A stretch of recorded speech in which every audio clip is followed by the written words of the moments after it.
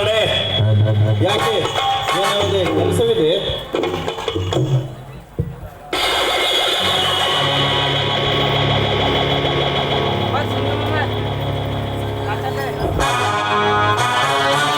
ಕೆಲಸ ಕೆಲಸ ಎಲ್ಲಿಂದ ಬಂತು ಶಂಕರ್? ಈ ನಿನ್ನ ಪರಿಸ್ಥಿತಿಯನ್ನು ನೋಡಿ ನನಗೆ ವ್ಯಥೆಯಾಗುತ್ತಿದೆ. ನಿಮ್ಮಂತಹ ಒಳ್ಳೆಯವರಿಗೆ ವ್ಯತ್ಯಯ ಆಗುವುದಂದ್ರೆ ಸೋಜಿಗಾದ ಮಾತು. ಮಾಡಲಾರದಂತ ಕುತಂತ್ರ ಮಾಡಿ ಮೊಸಳೆ ಕಣ್ಣೀರು ಸುರಿಸುವ ಅಭಿನಯ ಒಳ್ಳೆ ಚೆನ್ನಾಗಿ ನೋಡು ಶಂಕರ್, ನಿಮ್ಮ ಮನೆತನಕ್ಕೆ ಆದ ಅವಮಾನಕ್ಕೆ ನನ್ನ ತಂಗಿಯು ಕಾರಣಳೆಂಬ ಭಯದಿಂದ ನಿನಗೆ ಹೇಳುತ್ತಿದ್ದೇನೆ. ಎದುರಿಗೆ ಬದುಕಿದ್ದು ಸತ್ತವನಂತೆ ಆಗಿದೆಯಾ? ಜಗನ್ನಾಥ್, ಮಾತಿನ ಪ್ರಕಾರ ನಾನು ಬದುಕುವುದು ಪ್ರಯೋಜನ ಇಲ್ಲವೇ? ನಾನು ಬದುಕಿ ಸತ್ತು ಹೋದಂಗೆ. ನೋಡು ಶಂಕರ್, ಇದ್ದ ವಿಷಯವನ್ನು ಇದ್ದಂತೆ ಹೇಳಿದರೆ ನಿನಗೆ ಮನಸ್ತಾಪ ಆಗುತ್ತಲ್ಲ. ಜಗನ್ನಾಥ್, ಸ್ವಾಭಿಮಾನಿಗೆ ಕುತಂತ್ರ ಆದ್ರೆ ಪ್ರಾಣಾಹುತಿಗೆ ಹೆಸರಾರದಿ ಶಂಕರನಿಗೆ ನೆರವಾಗಿ ಹೇಳು. ನೋಡು ಶಂಕರ್, ಗರತಿ ಎಂದುಕೊಂಡಿರುವ ನಿನ್ನ ಹೆಂಡತಿ ಮಗನ ಸಮನಾದ ನಿನ್ನ ತಮ್ಮನ ಬಸವರಾಜನ ಗುಡಿ ತನ್ನ ದೇಹವನ್ನು ಮಲಿನ ಮಾಡಿಕೊಂಡಿರುವಳು.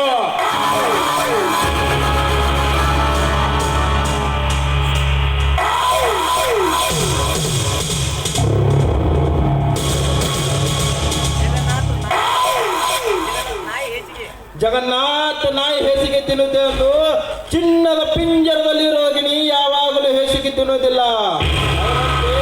ಕಾಮಜಾಲಿಯಲ್ಲಿ ಕಂಡ ತುಂಬಿನಿ ಇರೋ ನೀನು ಹೆಂಸರನ ಶೀಲ ಸಂಸಾರವನ್ನ ಬುಡು ಸಮೇತ ಕಿತ್ತಲ ಹಚ್ಚುವನರ ಪಿಶಾಚೆ.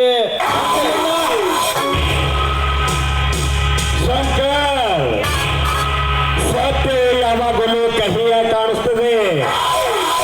ನಾನು ನಿನಗೆ ಏನು ಹೇಳಿದರು ನಿನಗೆ ಅದು ತೋಚದು. ನನ್ನ ಕಷ್ಟಕ್ಕೆ ಗುರಿ ನಿಂದ್ರ ಜಗನ್ನಾಥ್, ಮಾತಿಗೆ ಅರ್ಧದಲ್ಲಿ ಬಿಟ್ಟು ನನ್ನ ಕಷ್ಟಕ್ಕೆ ಗುರಿಪಡಿಸಬೇಡ. ನೇರವಾಗಿ ಹೇಳು. ನೋಡು ಶಂಕರ್, ಈ ಬಿಸಿಲಿನ ತಾಪದಿಂದ ನಿನ್ನ ಹೆಂಡತಿ ಮುಖವನ್ನು ಯಾವಾಗ ನೋಡಲೆಂತ ನಿನ್ನ ಮನಸ್ಸಂಬಲಿಸುತ್ತಿದೆ. ಈಗ ನಾನು ನಿನಗೇನು ಹೇಳಿದರೂ ಅದು ನಿನಗೆ ತಿಳಿಯದು. ಇಲ್ಲ ಜಗನ್ನಾಥ್, ಹೇಳು. ಬೆಂಕಿಯನ್ನು ಒಡಲಲ್ಲಿ ಇಟ್ಟು ಜೀವಿಸಕ್ಕಿಂತ ಅದನ್ನು ಚೆಲ್ಲ ಬಿಡ್ತೀನಿ. Never impossible. ಅದು ನಿನ್ನಿಂದ ಆಗದ ಕೆಲಸ.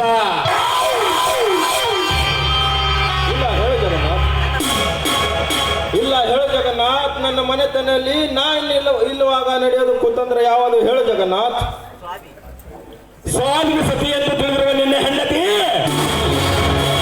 ನಿನ್ನ ತಮ್ಮನ ಜೊತೆ ರತಿಗೀಡಾಡುತ್ತಿರುವ ನಿನ್ನ ಮನೆಯಲ್ಲಿ ನಿನ್ನ ಕಣ್ಣಾರೆ ಕಂಡು ನೋಡಿ ಹೋಗು. ಜಗನ್ನಾಥ್,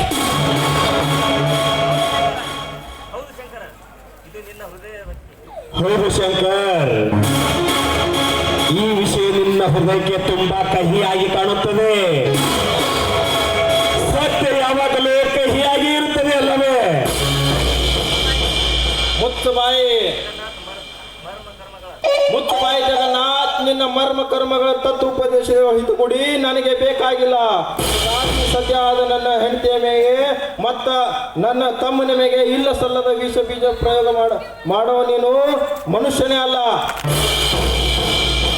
ನೋಡು ಶಂಕರ್, ನಿನ್ನ ಮನೆಯಲ್ಲಿ ನಡೆಯುವ ಕಾಮ ಕ್ರೀಡೆಯನ್ನು ನಿನ್ನ ಕಣ್ಣಾರೆ ಕಂಡು ನೋಡು. ಈಗಿಂದಲೇ ಹೊರಟು ಹೋಗು. ಇವನು ಏನು ಹೇಳ್ತಾನೋದು ನಿಜವೇ?